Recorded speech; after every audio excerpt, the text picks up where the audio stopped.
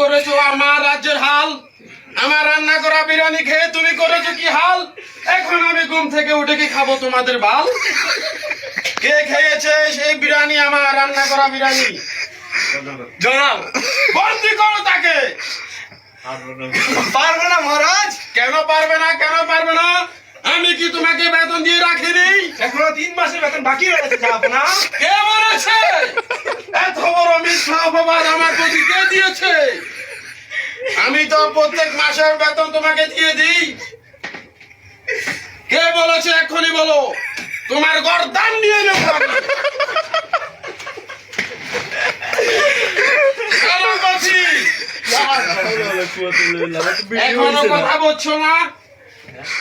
কে বলেছে তোমাকে মিথ্যা অপবাদ আমার প্রতি দিতে? জয়নাল দিয়েছে। কেউ বন্দি করো জয়নালকে।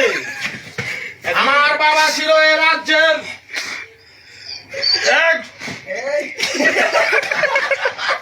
বলুন বলুন।